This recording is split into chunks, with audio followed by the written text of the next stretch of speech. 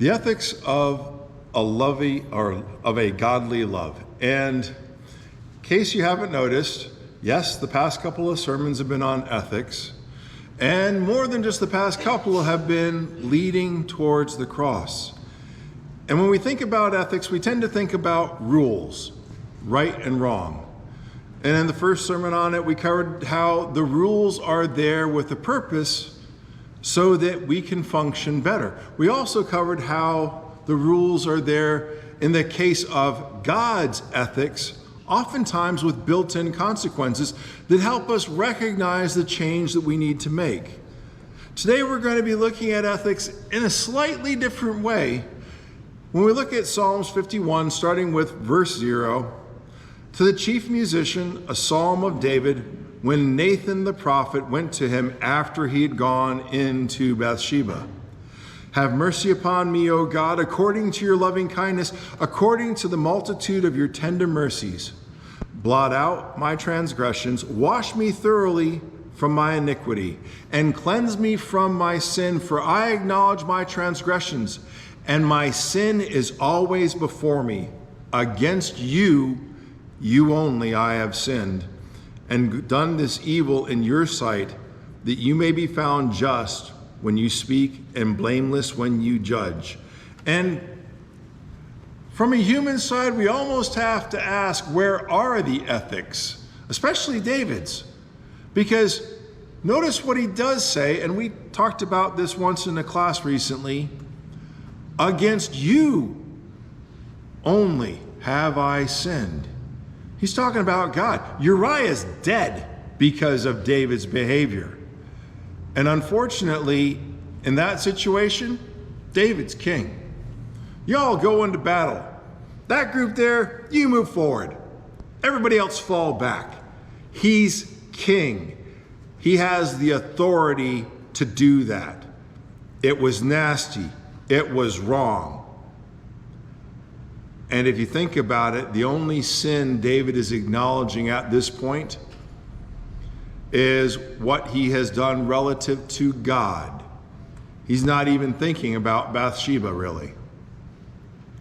David is sort of missing it because there's a part of David we don't think about. We'll think about the correction about the issue of thou shalt not murder. We'll think about the correction David's going to go through that's going to help make him into a better person.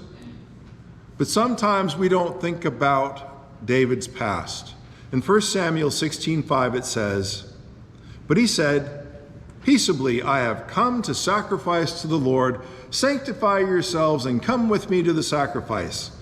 Then he consecrated Jesse and his sons and invited them to the sacrifice." And at this time, Samuel is getting ready to anoint a second king. Not that anybody knows that, but Samuel is the man of God. The man of God comes to your house and says, I am here to sacrifice. Let's get everybody ready. And everybody doesn't include David. Well, he's that other son. He's out busy. I've got the important sons with me. If we look at 1 Samuel 17:28. Now Eliud, his older brother, heard when he spoke to the men. And Eliab's anger was aroused against David, and he said, "Why did you come down here? And with whom have you left those few sheep in the wilderness? I know your pride and the insolence of your heart, for you have come down to see the battle." Sometimes we look at that passage and say, oh, that's just his older brother being jealous. Excuse me? Jealous of his younger brother sounding a little bit stupid. Goliath is out there. Goliath probably stands 9 foot tall. Average Jew at this time, 5'2". David's short. David's going to be under the 5 foot mark, most likely, which means he's half the size of Goliath. What is your problem? David's got a problem. He's got a bit of pride going on. David isn't necessarily the well-adjusted adult we find later on. there's a reason. Because it takes time to learn and it takes time to grow. We had the cost and reward and we had the consequence and change, but do we ever take the time to step back and think of David as a work in progress? And that David blew it on a lot of issues. And pride and insolence, yeah, they're present in his biggest blow-in-its. Like when he says, okay, I want to count all of my people. And his advisor says, whoa, time out, David. This is not a good thing to do. I mean, may God bless you a lot more, but don't do this sinful act. Go count them. David, this is a pride issue. God's blessed you immensely. You need to listen to they're your advisors for a reason. Think about this, David. But no, Mr. Pride acts on his pride. Not only is David a work in progress, but it's a reminder, and we start seeing it here especially, that we do have or do serve a God of second chances. When we think about ethics, some of the worldly points we might think about are a society. A society that works with a structured set of ethics is a safe and stable society, usually. When it comes to self, we suffer less and hopefully enjoy more when we work with a consistent set of ethics. On the spiritual and emotional side, ethics don't have an impact, really. If I'm not stealing from somebody, that's not an emotional kind of thing. That's not a spiritual kind of thing. I'm just not doing the wrong and I'm doing the right. So that part gets left out. But what are godly ethics really supposed to be about for us? And we've already covered some of this as well. From a societal standpoint, beyond safety and stability, it produces a compassionate society. For self, we suffer less, we enjoy more, and we're in alignment with God's will. And there's a lot that goes along with being aligned with God. On that spiritual and emotional level, all right, we are now right in the eyes of God. Why? Because we're aligning ourselves to His will. There's significance in what we do. Why? It's God's will that we do that. What bigger significance can we have? Confidence. If I'm doing the things God wants me to do, I don't care who's in front of me. God's the one behind me who's backing what I'm doing. And a conviction. A conviction to act. Why? Because it's the rightness of God upon which I act. This is a different kind of ethics because it's a godly ethics. It has a huge impact on us.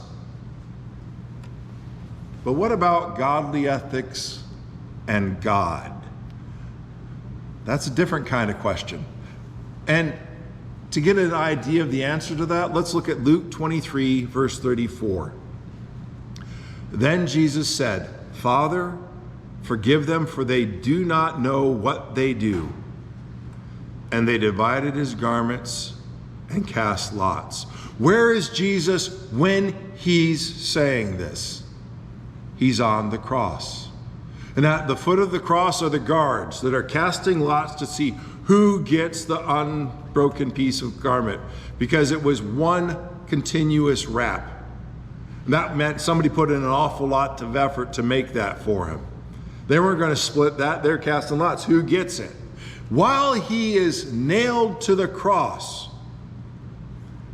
is when he's saying, Father, forgive them.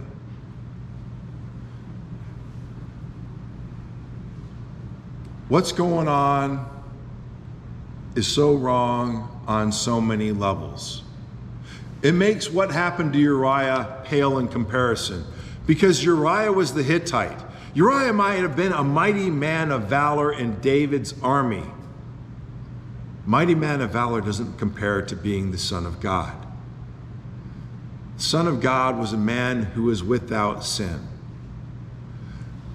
A man without sin who is dying a torturous death for everyone's sin who's standing there, including those that are at the foot of the cross, casting lots. We're told in the told in the New Testament about the Old Testament. It was our schoolmaster leading us to Christ. It was that rule system. It was about what was right. It was about what was wrong. It was supposed to be directing us as to how to change our hearts. And by the end of the time of the Old Testament and into the time of Christ, you can get a glimpse of they're starting to get it. They weren't starting to get it the way God fully intended it.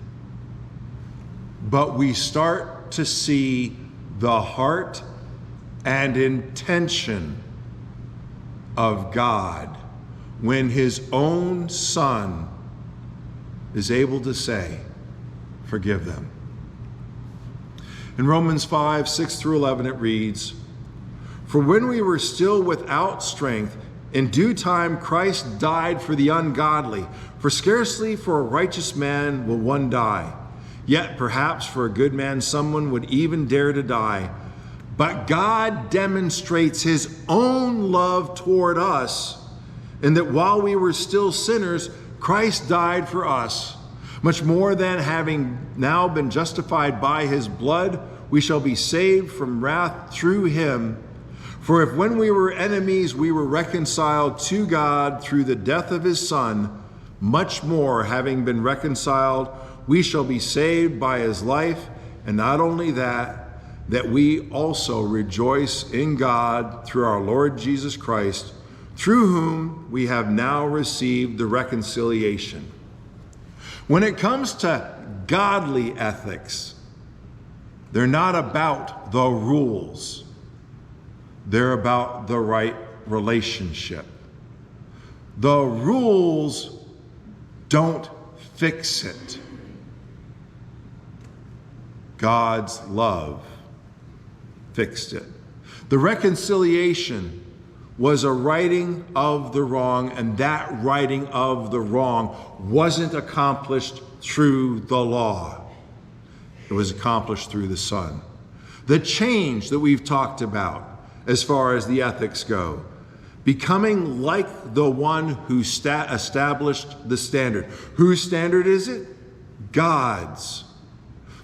When we think about regular laws, does obeying the speed limit make us more patriotic, make us more American, make us righter kind of people? Or does it just mean we didn't violate the law said about the speed limit? It means we just didn't violate the law said about the speed limit. When we don't make a loud noise before sunup and we don't make super loud noises after sundown, because some places like Gainesville have noise ordinances as to how loud you can be and when you can be loud.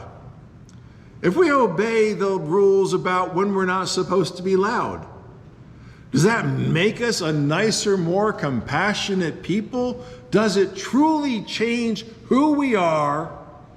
Or does it get down to the fact, I don't want to get a ticket, I don't want to be fined, I don't want to spend a day in court, I'll go ahead and keep quiet. I will conform. Obeying the laws, following the ethics of society, is just following a set of rules. Following godly ethics is radically different. It's about transformation. More than a change in behavior, it's a change in our nature. We don't just obey the rules because God said you got to. Baptism, the answer of a right heart towards God. What is our obedience if we're following the example of Christ? Is it just an I've got to because God said it, or does there occur over time a transformation that the better we understand all of what God was accomplishing for us through those ethics, that we start to realize, wow, all those rules were for my benefit. All those rules were to help improve me. All those rules were to change and transform me into something I can honestly respect. Godly ethics point to the glory and glorify God, who acted in love, that we may know that we are empowered to do the same. Godly ethics are different than worldly ones in so many ways. But the biggest part of those differences is that godly ethics are about God's love for us. Worldly ethics are about how I can get along and survive and have a better life if everybody does it the same way. Godly ethics is God looking down. How can I bring these people to a righter understanding that's going to make them enjoy life more and more and more, going to make them respect themselves more and more and more, give them confidence, give them conviction, give them. When is ethics about give them? When it's godly ethics. And that's the kind of God we serve. A God that by sacrificing his Son showed, 1, how great a love. 2, how great a power and authority he has. Not because he could command Jesus, but because Jesus willingly went in obedience. God didn't say you've got to. I wish that none are lost. Here's the path. Okay, I'll walk that. It's getting too close to the end, son. You can't back out now. That wasn't the Garden of Gethsemane. The Garden of Gethsemane was, if there's any way, I'm ready for the other option, but not my will, yours be done. Why? Because above all else, the one who knew and understood the Father's love the best was the Son.